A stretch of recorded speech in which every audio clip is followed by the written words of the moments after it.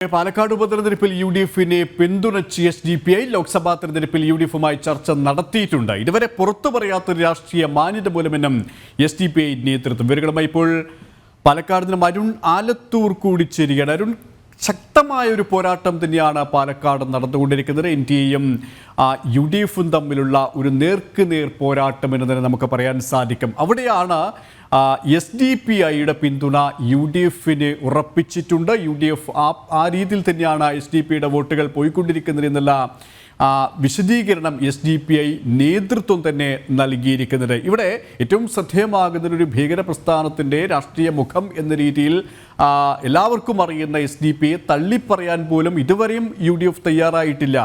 അത്തരത്തിൽ നോക്കുമ്പോൾ ഏത് തരത്തിലായി കഴിഞ്ഞാലും ജയം ഉറപ്പിക്കുക, അത് രാജ്യവിരുദ്ധ ശക്തികളെ കൂട്ടുപിടിച്ചാണെങ്കിലും നമ്മുടെ ജയം ഉറപ്പിക്കുക, അത്തരത്തിലുള്ള നിലപാട് തന്നെയാണ് UDF-ഉം സ്വീകരിക്കുന്നത്, അല്ലേ?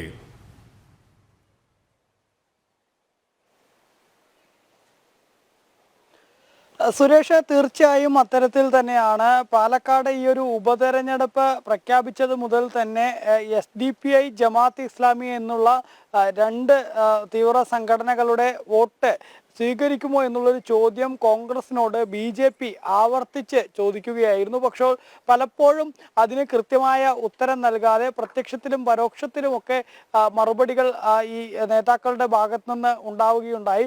ഏതായാലും KC വേണുഗോപാൽ ഉൾപ്പെടെ നേരത്തെ SDPI വോട്ടുകൾ സ്വീകരിക്കുമെന്ന് അവസാന ഘട്ടത്തോട് അടുക്കുമ്പോൾ പറയുകയും ചെയ്തു. അതായത് SDPIയെയോ ജമാഅത്തെ ഇസ്ലാമിയെയോ തള്ളി പറയാൻ കോൺഗ്രസ് നേതാക്കൾ ആരും തന്നെ ഈ തെരഞ്ഞെടുപ്പിന്റെ ആദ്യഘട്ടം മുതൽ തന്നെ തയ്യാറായിരുന്നില്ല. ഒപ്പം തന്നെ PDP വോട്ടുകളെ തള്ളിപ്പറയാൻ ഇടതുപക്ഷവും തയ്യാറായിരുന്നില്ല. ഇപ്പോഴേതായാലും SDPI തന്നെ നേരത്തെ പാലക്കാട് വാർത്താ സമ്മേളനം SDPI നടത്തിയിരുന്നു. അന്ന് ഈ രാഹുൽ മാങ്കൂട്ടത്തിലാണ് പിന്തുണ നൽകുന്നത് എന്നുള്ളത് കൃത്യമായി അവർ പറഞ്ഞിരുന്നില്ല. ഇപ്പോഴേതായാലും അവർ കൃത്യമായി തന്നെ UDF-നാണ് പിന്തുണ നൽകുന്നത് എന്നുള്ളത്, അല്ലെങ്കിൽ രാഹുൽ മാങ്കൂട്ടത്തിലാണ് തങ്ങളുടെ വോട്ട് നൽകുന്നത് എന്നുള്ളത് SDPI വ്യക്തമാക്കിയിരിക്കുകയാണ്. ഏതായാലും SDPIയുടെ ആ ഒരു വാർത്താ സമ്മേളനത്തിൽ അവർ പറഞ്ഞിരിക്കുന്ന കാര്യങ്ങളിൽ വളരെ ശ്രദ്ധേയമായ കാര്യം, കഴിഞ്ഞ ലോക്സഭാ തെരഞ്ഞെടുപ്പിൽ ഉൾപ്പെടെ തങ്ങൾ UDF-നെ പിന്തുണയ്ക്കുകയാണ് ചെയ്തത്. അത് തീർത്തും അവർ അത്തരമൊരു തീരുമാനം എടുത്തത് കൃത്യമായ ചർച്ചകളിലൂടെയാണ് എന്ന് പറയുന്നുണ്ട്. അതായത് ഉപാധികളോ മറ്റോ ഒന്നും ഇല്ലാതെ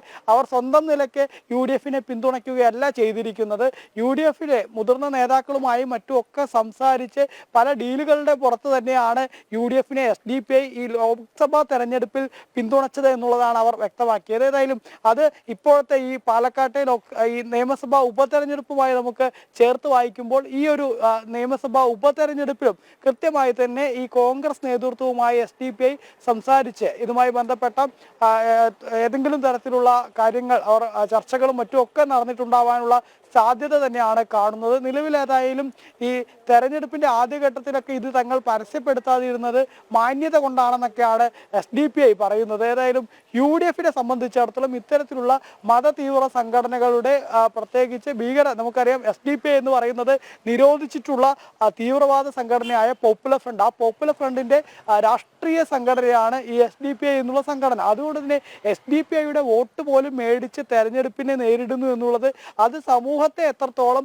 വളരെ അപകടകരമായ രീതിയിലാണ് കൊണ്ടുപോകുന്നത്. അല്ലെങ്കിൽ അരുൺ, അത് തന്നെയാണ്. അതായത് രാജ്യവിരുദ്ധ ശക്തികളോട് കൂട്ടുപിടിച്ച് ഏത് തരത്തിലായാലും വിജയം ഉറപ്പിക്കുക, ഏത് തരത്തിലായാലും അധികാരത്തിലേറുക, അത് തന്നെയാണ് സംസ്ഥാനത്തെ സംബന്ധിച്ചിടത്തോളം ഇടത് വലത് മുന്നണികൾ കാലാകാലങ്ങളായി ആവർത്തിച്ചു വരുന്നത്. അതിൽ ഒരു മാറ്റവുമില്ല.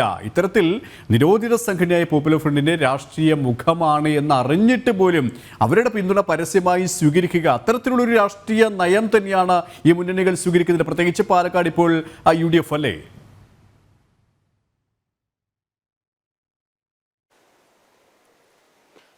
തീർച്ചയായും UDF-നെ സംബന്ധിച്ചിടത്തോളം മുൻ കാലങ്ങളിലൊക്കെ പാലക്കാട് ഷാഫി പറമ്പിൽ മത്സരിച്ച വേളയിലൊക്കെ ഈ പ്രത്യേകിച്ച് ന്യൂനപക്ഷ വോട്ടുകൾ ഒരു എൻ ബ്ലോക്ക് ആയിക്കൊണ്ട് ഷാഫി പറമ്പിലിന് ലഭിക്കുന്ന ഒരു സാഹചര്യമായിരുന്നു. പ്രത്യേകിച്ച് ഈ SDPI, ജമാഅത്ത് ഇസ്ലാമി വോട്ടുകൾ ഷാഫി പറമ്പിലിനെ കേന്ദ്രീകരിക്കുന്ന ഒരു സാഹചര്യമായിരുന്നു മുൻ തെരഞ്ഞെടുപ്പുകളിലൊക്കെ കണ്ടിട്ടുള്ളത്. അത്തരത്തിൽ ഈ SDPI അല്ലെങ്കിൽ പോപ്പുലർ ഫ്രണ്ട് അതുപോലെ തന്നെ ജമാഅത്ത് ഇസ്ലാമി വോട്ടുകളൊക്കെ ഷാഫിക്ക് കേന്ദ്രീകരിച്ചത് മൂലമാണ് പലപ്പോഴും തെരഞ്ഞെടുപ്പിൽ ഷാഫിക്കും കോൺഗ്രസിനും പാലക്കാട് വിജയിക്കാൻ കഴിഞ്ഞിട്ടുള്ളത്. പക്ഷേ ഇത്തരം ആ സാഹചര്യം, അത് ഈ ഷാഫി വിജയിച്ചതിനൊക്കെ ശേഷമുണ്ടായ രാഷ്ട്രീയ സാഹചര്യങ്ങൾ, അത് വളരെയേറെ മാറിയിരിക്കുന്ന ഒരു സ്ഥിതിയാണ് ഉള്ളത്. 2021 ഷാഫി പറമ്പിൽ പാലക്കാട് തെരഞ്ഞെടുപ്പിനെ നേരിടുമ്പോൾ ഉണ്ടാവുക ആ ഒരു രാഷ്ട്രീയ കാലാവസ്ഥയല്ല നിലവിൽ കേരളത്തിലുള്ളത്. അതിന് പ്രത്യേക കാരണം എന്നുള്ളത് പോപ്പുലർ ഫ്രണ്ട് എന്നുള്ള ആ തീവ്രവാദ സംഘടന, അതിൻ്റെ തീവ്രവാദ പ്രവർത്തനങ്ങളും മറ്റുമൊക്കെ കൃത്യമായി തന്നെ കേന്ദ്ര സർക്കാരും ദേശീയ അന്വേഷണ ഏജൻസികളൊക്കെ കണ്ടെത്തുകയും ആ കണ്ടെത്തലുകളുടെ അടിസ്ഥാനത്തിൽ പോപ്പുലർ ഫ്രണ്ടിനെ നിരോധിക്കുകയും ചെയ്തിരിക്കുന്ന ഒരു രാഷ്ട്രീയ കാലാവസ്ഥയാണ് കേരളത്തിലുള്ളത്. മാത്രമല്ല ആ രാഷ്ട്രീയ കാലാവസ്ഥയിൽ SDPI പോലുള്ള തീവ്രവാദ സംഘടനകളുടെ ഉൾപ്പെടെയുള്ള പ്രവർത്തനങ്ങളൊക്കെ ഇപ്പോഴും NIA പോലുള്ള ദേശീയ ഏജൻസികൾ, അന്വേഷണ ഏജൻസികളുടെ നിരീക്ഷണത്തിലാണ് ഇത്തരം സംഘടനകൾ എന്നിരിക്കെയാണ് അത്തരം സംഘടനകളുടെ പോലും വോട്ട് സ്വീകരിക്കുന്ന നിലയിലേക്ക് കോൺഗ്രസ് മാറിയിരിക്കുന്നു എന്നുള്ള ഒരു സാഹചര്യം. പ്രത്യേകിച്ച് കോൺഗ്രസ് ഈ വോട്ട് തെരഞ്ഞെടുപ്പ് പ്രഖ്യാപിച്ചപ്പോൾ മുതൽ പറയുന്നത് പാലക്കാട് തങ്ങളുടെ പോരാട്ടം വർഗീയതയ്ക്കെതിരെ എന്നാണ്. അങ്ങനെയെങ്കിൽ ഇത്തരത്തിലുള്ള ദേശവിരുദ്ധ രാജ്യവിരുദ്ധ ശക്തികളുടെ വോട്ട് മേടിക്കാൻ എങ്ങനെ ഇവർ തയ്യാറാവുന്നു എന്നുള്ളതാണ്. ഈ വർഗീയതയ്ക്കെതിരെയാണെങ്കിൽ ഇത്തരം മതതീവ്രവാദ സംഘടനയായ പോപ്പുലർ ഫ്രണ്ടിന്റെയും അതുപോലെ തന്നെ ജമാഅത്ത് ഇസ്ലാമിയുടെയും ഒക്കെ വോട്ട് വാങ്ങാൻ ഇവർ എങ്ങനെ തയ്യാറാവുന്നു എന്നുള്ളതാണ് പ്രധാന ചോദ്യമായിട്ട് ഉയരുന്നത്. വർഗീയതയ്ക്കെതിരെയാണ് കോൺഗ്രസിന്റെ പോരാട്ടമെങ്കിൽ SDPIയുടെയും അതുപോലെ തന്നെ ജമാഅത്ത് ഇസ്ലാമിയുടെയും വോട്ടുകൾ തങ്ങൾക്ക് വേണ്ട എന്നുള്ള കൃത്യമായ നിലപാട് സ്വീകരിക്കുകയല്ലേ വേണ്ടത് എന്നുള്ള ചോദ്യമാണ് മറു കേന്ദ്രങ്ങളിൽ നിന്നും പ്രധാനമായിട്ടും ഉയരുന്നത്. പക്ഷേ തെരഞ്ഞെടുപ്പ് പ്രഖ്യാപിച്ച ആദ്യം മുതൽ അവസാനം വരേക്കും ഈ SDPI, പോപ്പുലർ ഫ്രണ്ട് അല്ലെങ്കിൽ ജമാഅത്ത് ഇസ്ലാമി വോട്ടുകൾ തങ്ങൾക്ക് വേണ്ട എന്നുള്ളൊരു നിലപാട് സ്വീകരിക്കാൻ കോൺഗ്രസ് തയ്യാറായില്ല എന്ന് മാത്രമല്ല, പരോക്ഷമായിട്ട് അവരുടെ വോട്ടുകൾ തങ്ങൾക്ക് ലഭിക്കുകയാണെങ്കിൽ സ്വീകരിക്കുമെന്ന് ഓരോരുത്തരും പറഞ്ഞു വെക്കുകയാണ് ചെയ്തത്. പിന്നീട് തെരഞ്ഞെടുപ്പിന്റെ അവസാന ഘട്ടത്തിലേക്കൊക്കെ അടുത്തപ്പോൾ KC വേണുഗോപാൽ തന്നെ SDPI വോട്ട് സ്വീകരിക്കുമെന്ന് പ്രത്യക്ഷത്തിൽ തന്നെ പറയുന്ന ഒരു സ്ഥിതിയുണ്ടായി. VD സതീശിനോട് ഉൾപ്പെടെ നമ്മൾ ജനം TV ചോദിച്ചതാണ്. അപ്പോൾ തെരഞ്ഞെടുപ്പിൽ എങ്ങനെയാണ് ആരുടെയെങ്കിലും വോട്ട് വേണ്ടെന്ന് പറയുക എന്ന തരത്തിലായിരുന്നു സതീശന്റെ പ്രതികരണം ഉണ്ടായത്. ഒപ്പം തന്നെ ഈ സ്ഥാനാർത്ഥിയായ രാഹുൽ മാങ്കൂട്ടത്തിലാണെങ്കിലും ഷാഫി പറമ്പിലാണെങ്കിലും ഒന്നും ഒരിടത്തും SDPIയോ അല്ലെങ്കിൽ ജമാഅത്ത് ഇസ്ലാമിയെയോ തള്ളി പറയാൻ ഇവരൊന്നും ഒരിടത്തും തയ്യാറായിരുന്നില്ല എന്നുള്ളതാണ് നമുക്ക് തെരഞ്ഞെടുപ്പിന്റെ ആദ്യ ഘട്ടം മുതൽ തന്നെ കാണാൻ കഴിഞ്ഞിരുന്നത്. ആ സമയത്ത് തന്നെ അത് വളരെ ഒരു സംശയം ഉണ്ടാക്കുന്ന കാര്യമായിരുന്നു. എന്തുകൊണ്ടാണ് ഈ കോൺഗ്രസ് ഇത്തരത്തിൽ ഈ മതതീവ്രവാദ സംഘടനകളുടെ വോട്ട് വേണ്ട എന്ന് പറയാത്തത് എന്നുള്ളത് സ്വാഭാവികമായിട്ടും ഒരു ചോദ്യമായിട്ട് തന്നെ ഉയർന്നിരുന്നു. പക്ഷേ പലപ്പോഴും അതിൽ നിന്നൊക്കെ അവർ ഒഴിഞ്ഞു മാറുന്ന ഒരു സ്ഥിതിയായിരുന്നു ഉണ്ടായത്. ഇപ്പോഴേതായാലും കാര്യങ്ങൾ ഏറെക്കുറെ വ്യക്തമായിരിക്കുന്നു. SDPI അവരുടെ വോട്ട് കോൺഗ്രസിനാണ് പാലക്കാട് നൽകിയിരിക്കുന്നത് എന്നുള്ളത് അവർ വ്യക്തമാക്കിയിരിക്കുകയാണ്. ഏതായാലും അത്തരത്തിൽ മതതീവ്രവാദ സംഘടന നിരോധിച്ചിട്ടുള്ള ഒരു തീവ്രവാദ സംഘടനയുടെ പക്ഷേ ഇവിടെ ഏറ്റവും ശ്രദ്ധേയമാകുന്നത് ഈ തെരഞ്ഞെടുപ്പ് ഈ ജനവിധി അവസാന മണിക്കൂറുകളിലേക്ക് കടക്കുമ്പോഴാണ് SDPI നേതൃത്വത്തിന്റെ ഈ നിലപാടുകളടക്കം പുറത്തു വരുന്നത്. ഇവിടെ നേരത്തെ പറഞ്ഞതുപോലെ തന്നെ ഇതൊരു ഒരു പരസ്യമായ രഹസ്യമാണ് ഈ പാലക്കാടിനെ സംബന്ധിച്ചിടത്തോളം UDFന് ഈ SDPIയുടെ പിന്തുണ എന്നത്. ഇത് പക്ഷേ UDFന് ആയാലും അത് LDFനായാലും വലിയ തിരിച്ചടിയാകാൻ തന്നെയല്ലേ സാധ്യത.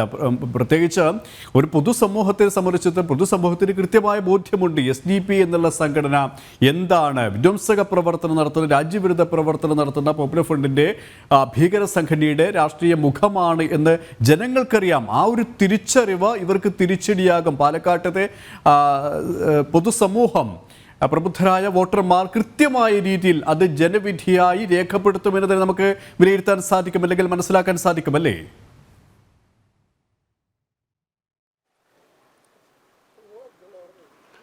തീർച്ചയായിട്ടും പാലക്കാട്ടെ വോട്ടർമാർക്കിടയിൽ ഈ സംഘടനകളെ കുറിച്ച് കൃത്യമായ ബോധ്യം ഉണ്ട് എന്നുള്ളത് തന്നെയാണ്. പ്രത്യേകിച്ച് ശ്രീനിവാസനെ കൊലപ്പെടുത്തിയിട്ടുള്ള, സഞ്ജിത്തിനെ കൊലപ്പെടുത്തിയിട്ടുള്ള ഈ ഒരു തീവ്രവാദ സംഘടന, അത്തരമൊരു തീവ്രവാദ സംഘടനയുടെ വോട്ട് വാങ്ങുന്നതിന് വേണ്ടി കോൺഗ്രസ് തയ്യാറാവുന്നു. കോൺഗ്രസ് അവരുമായി ഡീലുകൾ ഉണ്ടാക്കുന്നു. അതിനുശേഷം അവർ തന്നെ പ്രത്യക്ഷത്തിൽ പറയുന്നു തങ്ങളുടെ വോട്ട് ഇത്തരത്തിൽ കോൺഗ്രസിനാണ് തങ്ങൾ നൽകിയിരിക്കുന്നത് എന്നുള്ളത്. അതായത് പാലക്കാട്ടെ ജനങ്ങളെ സംബന്ധിച്ചിടത്തോളം ഇത്തരം മതമൗലികവാദ സംഘടനകളുടെ അല്ലെങ്കിൽ മതഭീകരവാദ സംഘടനകളുടെ വോട്ട് അത് കോൺഗ്രസിലേക്ക് മാത്രം കേന്ദ്രീകരിച്ച് നൽകുന്നതിന് വേണ്ടിയുള്ള നീക്കങ്ങളും തീരുമാനങ്ങളും ഒക്കെ ഒരിടത്ത് നടന്നിട്ടുണ്ട് എന്നുള്ളത് പാലക്കാട്ടെ വോട്ടർമാർ ഇതെല്ലാം കൃത്യമായി ചിന്തിച്ചു തന്നെയായിരിക്കും വോട്ട് രേഖപ്പെടുത്തുക എന്നുള്ളതാണ്. പക്ഷേ പലപ്പോഴും ഈ SDPI ഇത് നേരത്തെ മുന്നിൽ കണ്ടു തന്നെയാണ്. അതായത് തങ്ങൾ നേരത്തെ തന്നെ ഇങ്ങനെ കോൺഗ്രസിനാണ് പിന്തുണ നൽകിയിരിക്കുന്നത് എന്നുള്ളത് പ്രഖ്യാപിക്കുകയാണെങ്കിൽ വോട്ടർമാർ ഇത് കൃത്യമായി ചിന്തിച്ച് തന്നെ പോളിംഗ് ബൂത്തിലേക്ക് എത്തും എന്ന് നേരത്തെ അറിയാവുന്ന മനസ്സിലാവുന്നത് കൊണ്ടായിരിക്കണം പാലക്കാട് വാർത്താ സമ്മേളനം നടത്തിയപ്പോൾ ഉൾപ്പെടെ ഈ SDPI തങ്ങൾ ആർക്കാണ് പിന്തുണ നൽകുന്നത് എന്നുള്ള കാര്യം അന്ന് വിട്ടു പറഞ്ഞിരുന്നില്ല. ഇപ്പോഴേതായാലും ഈ പോളിംഗ് ഒക്കെ നടന്ന ഉച്ചയ്ക്ക് ശേഷമാണ് ഇത്തരത്തിലുള്ള ഒരു പ്രതികരണം SDPIയുടെ ഭാഗത്തു നിന്നുണ്ടാവുന്നത്.